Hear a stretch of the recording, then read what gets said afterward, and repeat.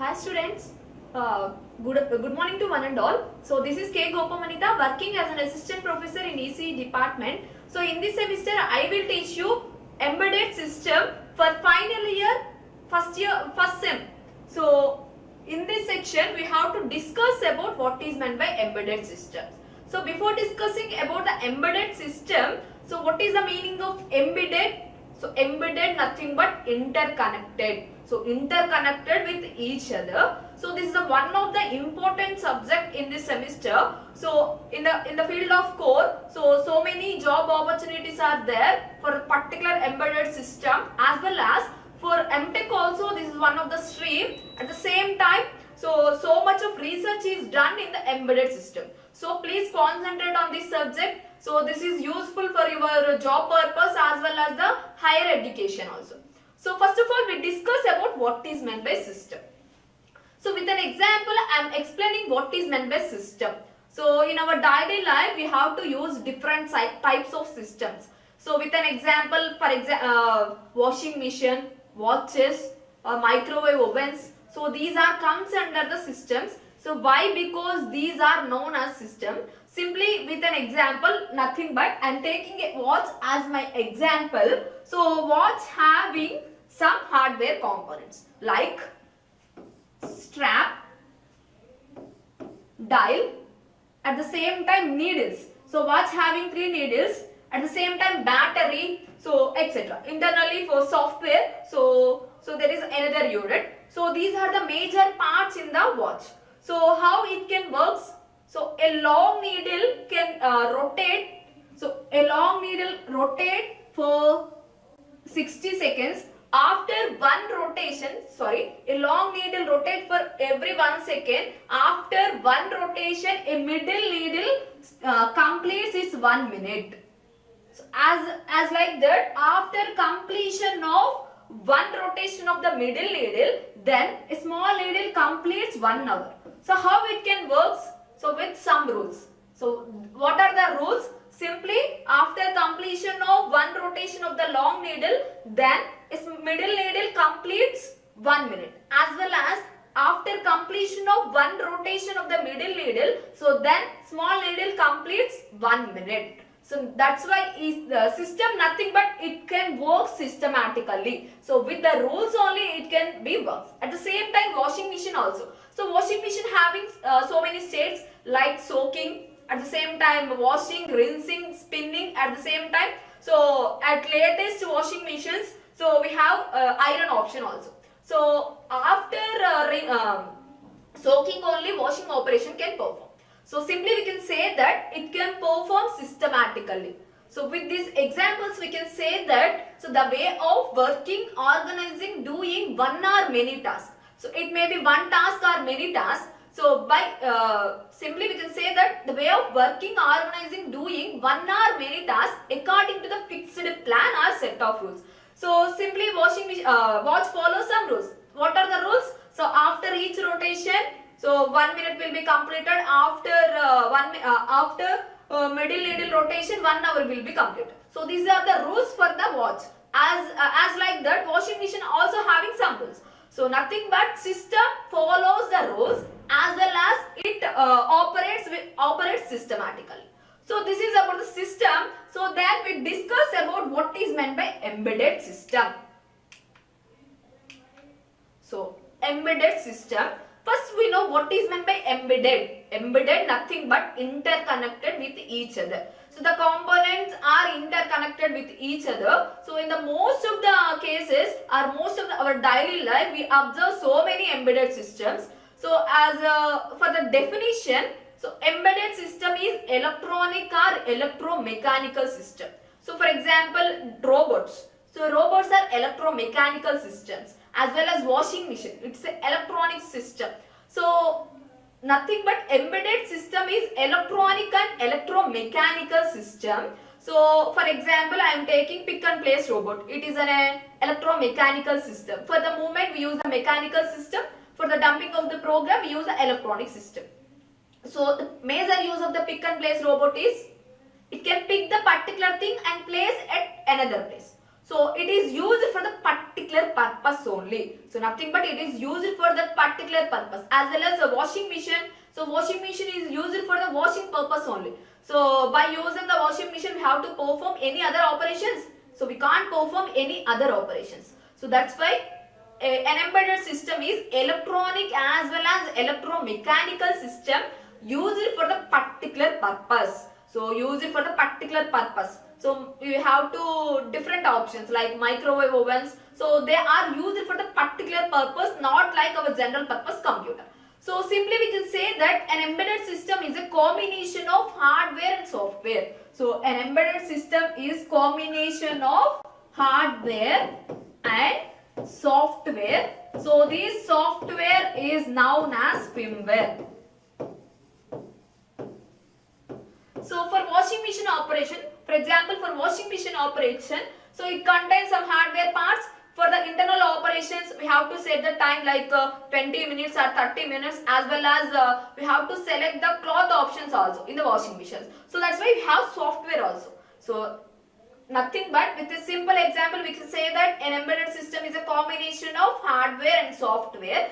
As like that, so the final definition is an embedded system is electronic or electromechanical system used for the particular purpose, and it is a combination of hardware and software. So the software is also known as firmware. So simply we can say that it is a combination of hardware and software. So in our daily life, embedded system plays a major role. So in our daily applications like consumer electronics and military and medical applications, as well as day-to-day applications, so most of the cases we observe an embedded systems. So simply we can say the examples like industrial robots.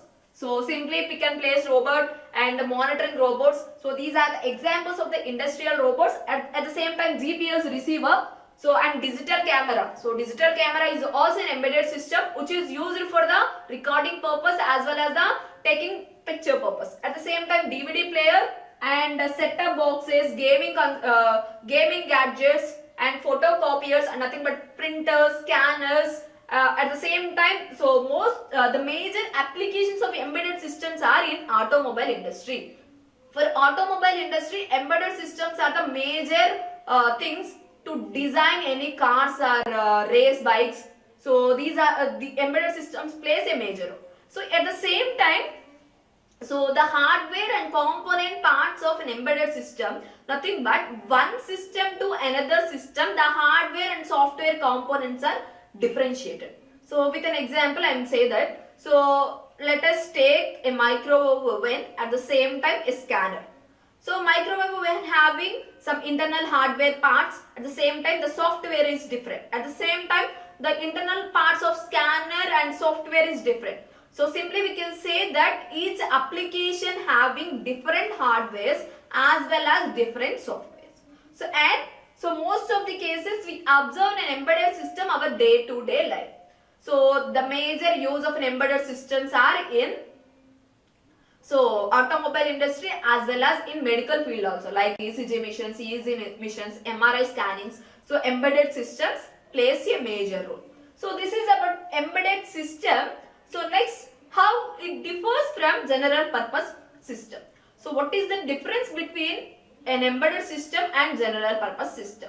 So why system is not known as an embedded system? So our day-to-day life, so why the PC is not known as an embedded system? So particularly the desktop or the PC used for different purposes. Like so by using this we can browse the internet, as well as we can apply Photoshops, as well as we have to modify the documents. There are so many applications of the particular PC.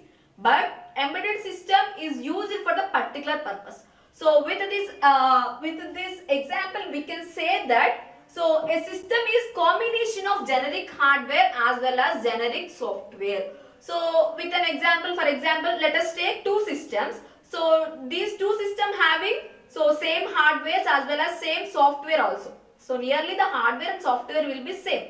But coming for the embedded system, so embedded system having different hardware, nothing but application to application the hardware will be different, as well as the software will also be different. So this is about the content and major thing about the embedded system. So So next one, OS. So in general purpose processor, we use the generic OS, nothing but general purpose operating system. So that is Windows 7 or Windows 8 or Windows 10. So we can't, we have to use this OSs in different systems as well as different applications also. So in the mobile phone also we have to use the Windows 10. So nothing but, so generic operations, nothing but general purpose OS. As well as, so embedded system having special may or may not contains the operating system.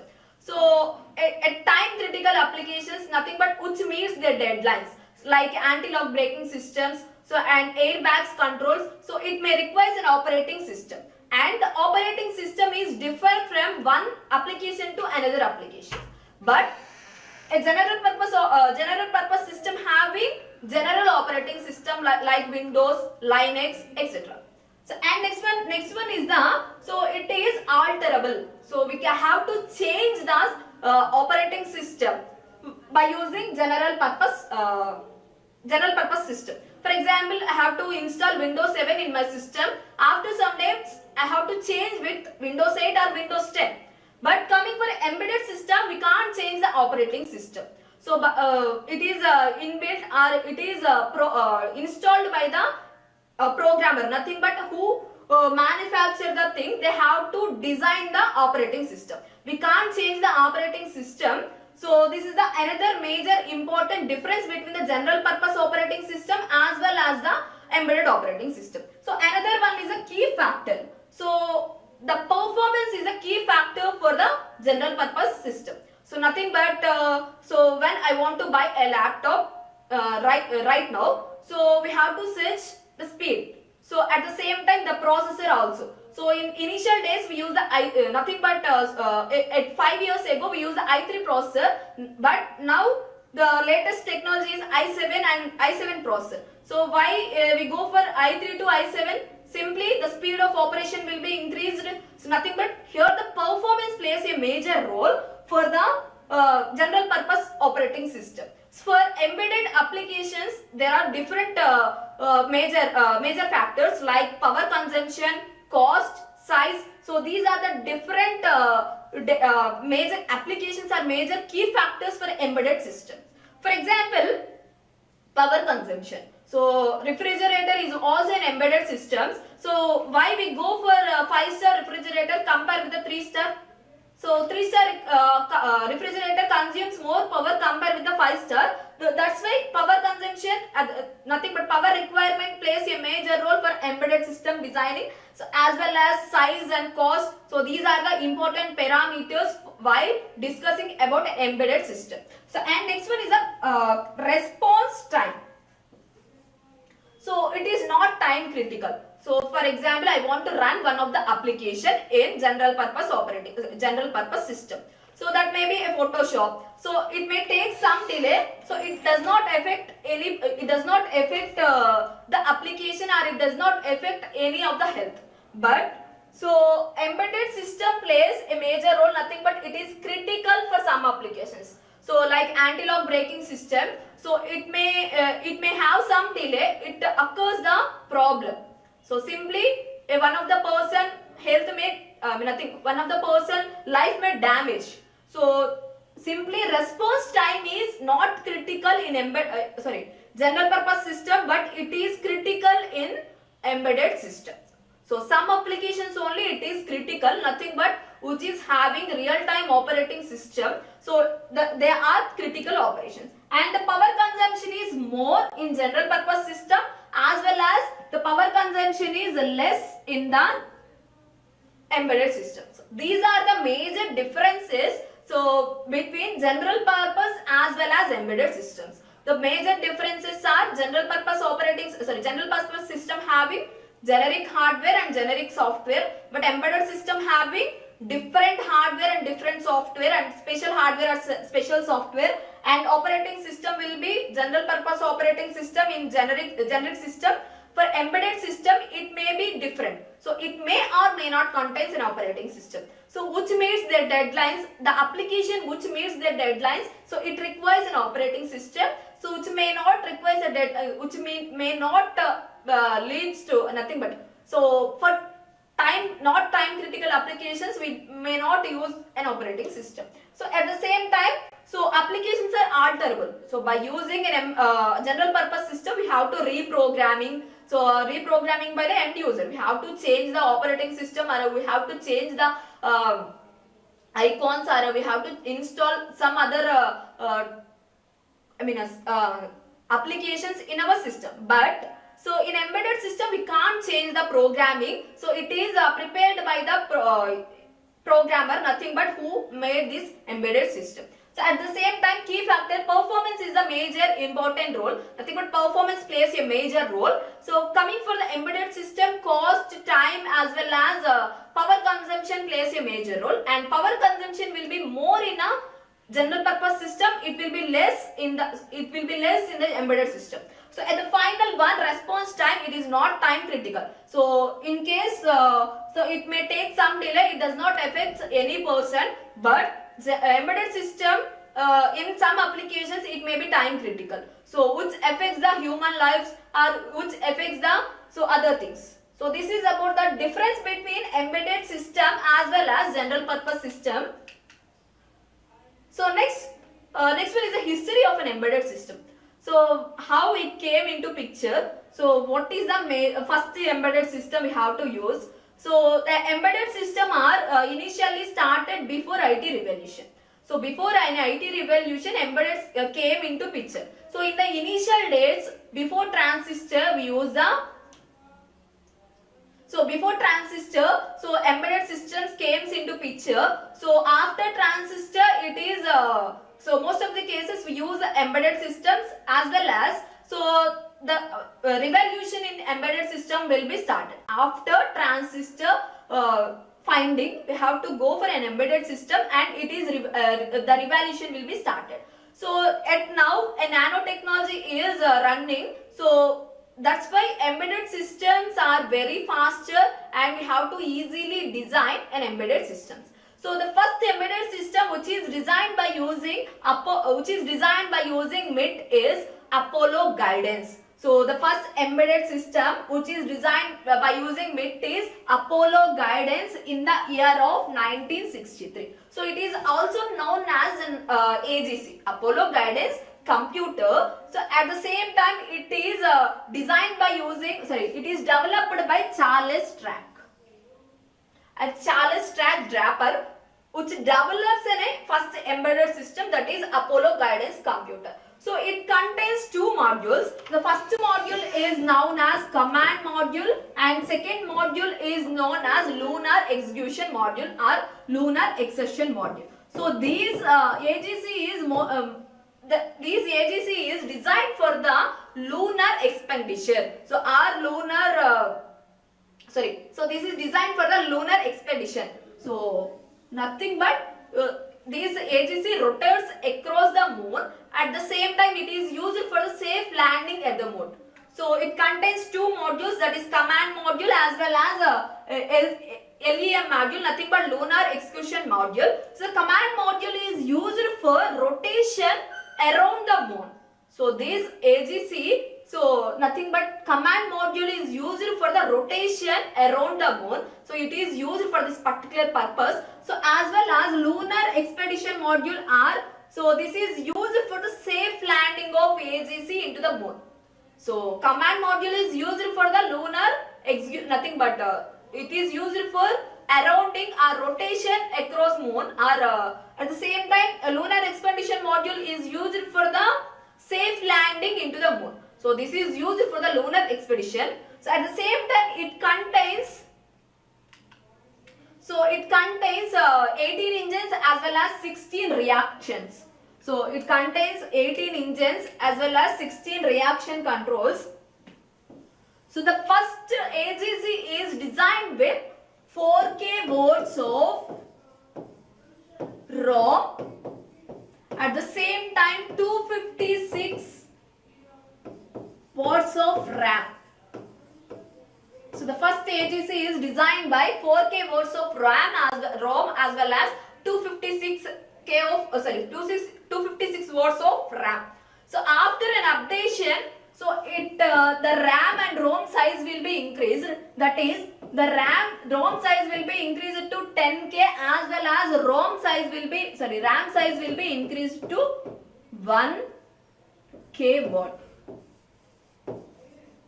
The same time, initially the frequency will be 1.00 megahertz. So after the remodifications, it comes into 2.0058 megahertz. Simply the speed of operation will be increased. At the same time, RAM and ROM size will be increased. Simply it is updated itself and nothing but it is updated by the user programmer. And so this particular application is used for the rotation around the moon and it is used for the safely landing on the moon. So next important term is D17 guidance computer. It is invented in the year of 1961. So the first invention is Mintman 1.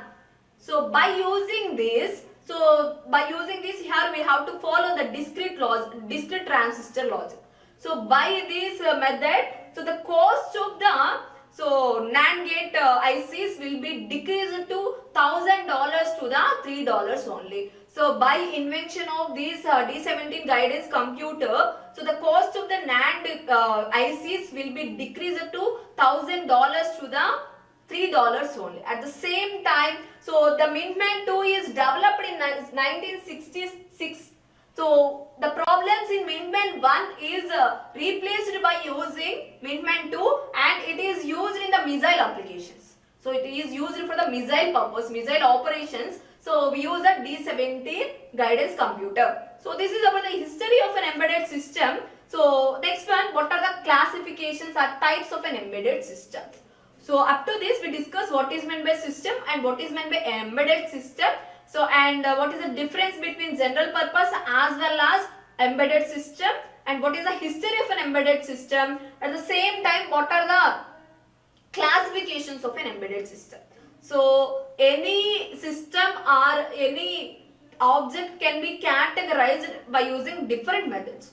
So these the embedded system is categorized by using these 4 methods. So the 4 methods are based on the generation as well as based on the complexity and performance.